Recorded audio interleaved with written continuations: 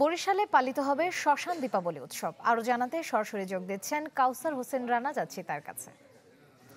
রানা, এই দীপাবলি উৎসবের সবশেষ প্রস্তুতি কি?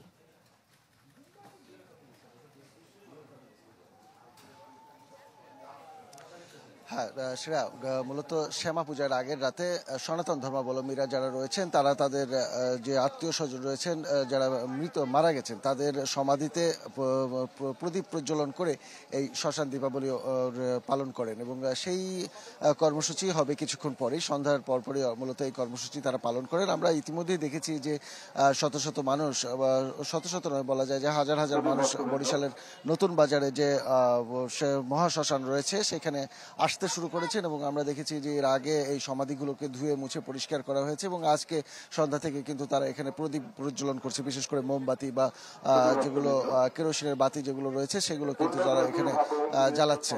এবং আমাদেরকে তারা যেটি বলেছেন যে তাদের যে আত্মীয় স্বজন যারা বিদেহী মারা গেছেন তারা যখন এখান থেকে এখানে তাদের সমাধি রয়েছে সেই সমাধিগুলোতে তারা শ্রদ্ধা নিবেদন করেন মূলত এই প্রদীপ প্রজ্বলনের মাধ্যমে, এবং তাদের যে খাবারগুলো পছন্দের ছিল সেই পছন্দের খাবারগুলো তারা এখানে দিয়ে যান। যদিও যারা মারা গেছেন তারা তো খাবারগুলো খেতে পারবেন না, কিন্তু সেই খাবারগুলো তাদেরকে দিয়ে তারা নিজেদের মধ্যে নিজেদের যে আত্মতুষ্টি সেই আত্মতুষ্টি পাওয়ার চেষ্টা করেন।